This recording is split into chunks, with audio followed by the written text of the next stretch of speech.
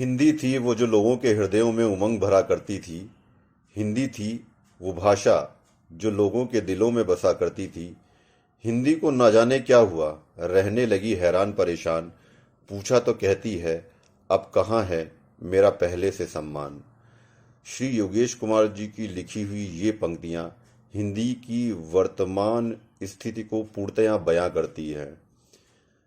नमस्कार मित्रों, मेरा नाम संजय सिंह और आज हम हिंदी की इसी परंपरा को आगे बढ़ाते हुए एक हिंदी के कालजयी कृति, एक सुप्रसिद्ध रचनाकार श्री रामधारी सिंह दिनकर जी के बारे में कुछ चर्चा करेंगे। उनके बारे में, उनसे जुड़ी कुछ बातों को जानेंगे, उनकी कालजयी कृतियों के बारे में हम चर्चा करेंगे। तो हम बात करते हैं जीवन परिचय से श्री रामधारी सिंह दिनकर जी के। तो श्री रामधारी सिंह दिनकर जी का जन्म 24 सितंबर 1908 को उनका जन्म हुआ था बिहार प्रांत में। और रामधारी सिंह दिनकर जी, दिनकर उनका उपनाम है। और रामधारी सिंह दिनकर जी जो है, स्वतंत्रता से पहले एक विद्रोही कवि के रूप में जाने जाते थे और हमारे भारत की स्वतंत्रता के बाद वो राष्ट्र कवि के रूप में स्थापित हुए। तो अगर हम रामधारी सिंह दिनकर जी के बात में करें, वैसे हमारे लिए तो उनके बारे में बात करना छोटी मुंह बड़ी बात होगी, क्योंकि उन जैसे रचनाकार, उन जैसे कालजयी कृतियों को देने वाले के बारे में तो आज के परिप्रेक्ष्य में बात करना किसी के बस की बात नहीं है। पर अगर हम उनके बारे में कुछ भी, जो भी उनकी रचनाएं हैं, उनकी बात करें, तो रामधारी सिंह दिनकर की रचनाओं का विस्तार इतना बड़ा था कि एक तरफ तो उनकी कविताओं में विद्रोह, ओज और वीर रस से ओतप्रोत कृतियां आप देखेंगे, तो दूसरी ही तरफ उन्होंने श्रृंगारिक रचनाएं भी अति उत्तम की हैं। अगर हम उदाहरण के लिए बात करते हैं तो एक तरफ तो उन्होंने कुरुक्षेत्र जैसे प्रबंध काव्य की रचना की है, तो वहीं दूसरी तरफ अगर हम बात करते हैं तो उन्होंने उर्वशी जैसा काव्य भी लिखा है जो श्रृंगारिक भावों से ओतप्रोत है। रामधारी सिंह दिनकर जी का प्रबंध काव्य कुरुक्षेत्र विश्व के 100 महाकाव्यों में गिना जाता है और अगर हम गणना के अनुसार बात करें तो वो 74वें नंबर पे आता है, वो उनका लिखा हुआ काव्य। तो उन्होंने कई कालजयी कृतियों की रचना की है और उनमें से जो है एक कृति जिसकी मैं आज इस वीडियो में बात करूंगा वो है रश्मि रथी। जो रश्मि रथी है, ये काव्य मेरे दिल के बहुत ही करीब है, मेरे हृदय के बहुत ही करीब है। और सबसे पहले इस रचना से मेरा परिचय तब हुआ जब मैं 9वीं क्लास में पढ़ रहा था। तो जब मैंने पढ़ा तो एक अजीब तरह का पूरे हृदय में, पूरे शरीर में एक अजीब तरह का भाव प्रकट हुआ और उस भाव को मैं आपसे शब्दों में बयां नहीं कर सकता, शब्दों में साझा नहीं कर सकता। वो जो भाव है, वो भाव को मैं एक दोहे से कहना चाहूंगा कि जो दोहा एक है कि क्या गूंगे मीठे फल को रस अंतर्गत ही पावे। मतलब कोई गूंगा आदमी है और उसने कोई मीठा फल खाया है, अच्छा फल मीठा, तो जो उसको फीलिंग हो रही है वो खुद ही समझ सकता है, उसके एक्सप्रेशन से वो आप समझ सकते हैं, बयां होते हैं, लेकिन वो शब्दों में आपको बयां नहीं कर सकता है। तो वही स्थिति है। और उसके बाद 11वीं 12वीं और अभी तक जब भी मैं उस रचना को सुनता हूँ या खुद कविता पाठ करता हूँ उस रचना को, तो मेरा अंदर एक रोमांचक अनुभव होता है। पूरा शरीर लोम हर्षित हो जाता है और शरीर के रोंगटे खड़े हो जाते हैं। तो आज मैं उसी की कुछ पंक्तियां आपके साथ शेयर करूंगा इस वीडियो में। और वो पंक्तियां शेयर करने से पहले पहले मैं संदर्भ बता देता हूं कि ये काव्य किस बारे में है। तो ये काव्य है, जैसा महाभारत के बारे में हम सबको ही जानते हैं। और मैं बिल्कुल हृदय से, तहे दिल से धन्यवाद देना चाहूँगा श्री B.R. चोपड़ा जी और उनकी टीम का कि उन्होंने एक महाभारत को जो है, जब हम अपने बचपन में थे तो उन्होंने बनाया और उन्होंने देश के जनमानस को महाभारत की कहानियाँ घर घर में पहुँचाई। और हमें फिर पुनः अवसर प्राप्त हुआ कोरोना काल में भी, जब उसका पुनः प्रसारण हुआ हमारे दूरदर्शन चैनल पर। तो महाभारत के बारे में सभी को पता है, उस कहानी के बारे में पता है। तो ये जो काव्य है, उसी महाभारत का जो पूरा घटनाक्रम है उसका एक हिस्सा है, उसके बारे में है। और वो घटनाक्रम जो है, वो घटनाक्रम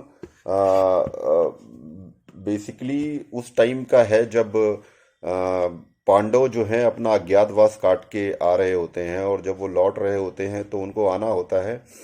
तो उस टाइम पे वो कहते हैं कि ठीक है, अब ये हो गया है, अब हम आते हैं। तो चूंकि कौरव और पांडवों, हम दो परिवार थे, भाई थे, तो अब हमें भी अपना जीवन यापन करने के लिए और आगे की दशा और दिशा निर्धारित करने के लिए हमें भी उसमें से अपना हिस्सा चाहिए जो हमें मिलता है, जिससे हम आगे का अपना कार्यभार को सुनिश्चित कर सकें और उस दिशा में जाएं।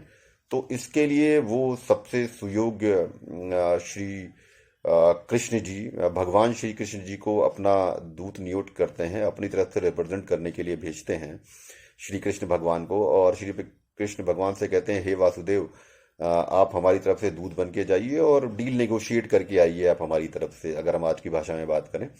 तो श्री कृष्ण जी जो है वो जाते हैं। तो ये वही एक प्रसंग है, कुछ एक पंक्तियां हैं, क्योंकि मेरी क्षमता में नहीं है कि मैं उस तरह से और प्रकट कर सकूं, पर मैं फिर भी कोशिश करता हूं। तो वो पंक्तियां, तो अगर मैं उन पंक्तियों की बात करूं तो जिसके लिए हमने कहा है, तो वो पंक्तियां जो हमारी उसमें लिखी गई हैं, वो मैं कोशिश करता हूं, मैं आपसे साझा करता हूं उन पंक्तियों को। तो वो इस तरह से शुरू होती है कि जब श्री कृष्ण जी जाते हैं वो डील नेगोशिएट करने के लिए। तो प्रस्तुत है आपके लिए रश्मिरति की वो कुछ पंक्तियां। वर्षों तक वन में घूम घूम, बाधा विघ्नों को चूम चूम, सह धूप घाम पानी पत्थर, पांडव आए कुछ और निखर, सौभाग्य न सब दिन सोता है, देखें आगे क्या होता है। मैत्री की राह बताने को, सबको सुमार्ग पर लाने को, दुर्योधन को समझाने को, भीषण विध्वंस बचाने को, भगवान हस्तिनापुर आए, पांडव का संदेशा लाए। तो जब वो लाते हैं तो उसके बाद में क्या होता है, दो न्याय अगर तो आधा दो, पर इसमें भी यदि बाधा हो, तो दे दो केवल 5 ग्राम, रखो अपनी धरती तमाम, हम वही खुशी से खाएंगे, परिजन पर असीना उठाएंगे।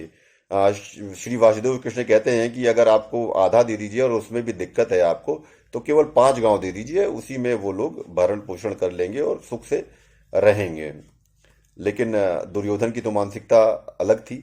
सुयोधन जिनका नाम रखा गया था, और अभी इतिहास में वो दुर्योधन के नाम से फेमस हो गए हैं, और कोई भी अपने घर में नाम दुर्योधन नहीं रखता है इसी वजह से।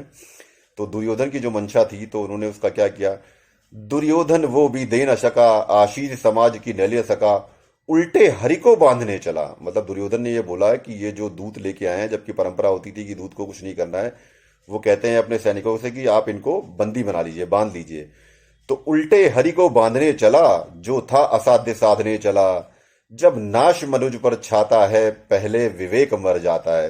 तो जब दुर्योधन ने ये कहा, तो उसमें श्री कृष्ण जी की क्या प्रतिक्रिया थी, हरि ने भीषण हुंकार किया, अपना स्वरूप विस्तार किया, डगमग डगमग दिग्गज बोले, भगवान कुपित होकर बोले, जंजीर बढ़ाकर साध मुझे, हाँ हाँ दुर्योधन बांध मुझे। ये देख गगन मुझमें लय है, ये देख पवन मुझमें लय है, मुझमें विलीन झंकार सकल, मुझमें लय है संसार सकल, अमृत फूलता है मुझमें, संघार झूलता है मुझमें, उदयाचल मेरा दीप्त भाल, भूमंडल वक्ष स्थल विशाल, भुज परिध बंद को घेरे हैं, मैनाक मेरु पग मेरे हैं, दिपते जो ग्रह नक्षत्र निकर, सब है मेरे मुख के अंदर, दृग हो तो दृश्य अकांड देख। श्री वासुदेव कृष्ण जी कहते हैं कि अगर आपके नेत्र हैं, आपकी आंखें हैं, अगर उसमें सक्षमता है, तो मैं जो कह रहा हूं उसे देखो। तो दृग हो तो दृश्य अकांड देख, मुझमें सारा ब्रह्मांड देख, चर अचर जीव जग चर अक्षर, नश्वर मनुष्य सुर जाति अमर, शतकोटि सूर्य शतकोटि चंद्र, शतकोटि शरीर शतशुत मंद, शतकोटि विष्णु ब्रह्मा महेश, शतकोटि विष्णु जलपति धनेश, शतकोटि रुद्र शतकोटि काल, शतकोटि दंडधर लोकपाल, जंजीर बढ़ाकर साधिने, हाँ हाँ दुर्योधन बांधिने, भूलोक अतल पाताल देख, और गत और अनागत काल देख, यह देख जगत का आदि सृजन, यह देख महाभारत का रण। वो उनको बता देते हैं कि क्या होगा, फ्यूचर कैसा होने वाला है इसकी वजह से। तो वो कहते हैं, ये देख महाभारत का रण, मृतकों से पटी हुई भू है, पहचान कहाँ इसमें तू है, अंबर में कुंतल जाल देख, पद के नीचे पाताल देख, मुट्ठी में तीनों काल देख, मेरा स्वरूप विकराल देख, सब जन्म मुझी से पाते हैं, फिर लौट मुझी में आते हैं। जिह्वा से कड़ती ज्वाल सघन, तो वो अपने विशाल रूप के बारे में बताते हैं, दिखाते हैं। जिह्वा से कड़ती ज्वाल सघन, सांसों में पाता जन्म पवन। पड़ जाती मेरी दृष्टि जिधर, हंसने लगती है सृष्टि उधर। मैं जभी मूंदता हूँ लोचन, छा जाता चारों ओर मरण। बांधने मुझे तू आया है, जंजीर बड़ी क्या लाया है। यदि मुझे बांधना चाहे मन, पहले तो बांध अनंत गगन। सूने को साध न सकता है, वो मुझे बांध कब सकता है। फिर उसको आगे चेतावनी देते हैं श्री कृष्ण जी। हित वचन नहीं तूने माना, मैत्री का मूल्य न पहचाना। तो ले मैं भी अब जाता हूं, अंतिम संकल्प सुनाता हूं। याचना नहीं अब रण होगा, जीवन जया की मरण होगा। टकराएंगे नक्षत्र निकर, बरसेगी बू पर वग्नि प्रखर। फण शेष नाग का डोलेगा, विकराल काल मुंह खोलेगा। दुर्योधन रण ऐसा होगा, फिर कभी नहीं जैसा होगा। और वो आगे फिर बताते हैं कि इसका रिजल्ट क्या होगा। ये जो अभी निर्णय लिया है और मुझे बांधने की कोशिश की है दुर्योधन को, वो फिर आगे चेतावनी देते हुए कहते हैं, भाई पर भाई टूटेंगे, विषबाण बूंद से छूटेंगे। वायस श्रगाल सुख लूटेंगे, सौभाग्य मनुज के फूटेंगे।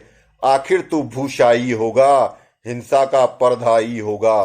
तो जब कृष्ण की इस तरह की चेतावनी होती है तो जो पूरी सभासद होते हैं, सभी लोगों में सन्नाटा छा जाता है और सभी लोग घबरा जाते हैं। तो उसका कैसे वर्णन किया है श्री रामदास सिंह दिनकर जी ने। थी सभा सन्न सब लोग डरे, चुप थे या थे बेहोश पड़े। केवल दो नर नाघाते थे, धृतराष्ट्र विरुद्ध सुख पाते थे। कर जोड़ खड़े मृगुदित निर्भय, दोनों पुकारते थे जय जय, दोनों पुकारते थे जय जय। तो मित्रों, ये थी कुछ पंक्तियां। मैं आशा करता हूं कि आपको पसंद आई होंगी। धन्यवाद, नमस्कार।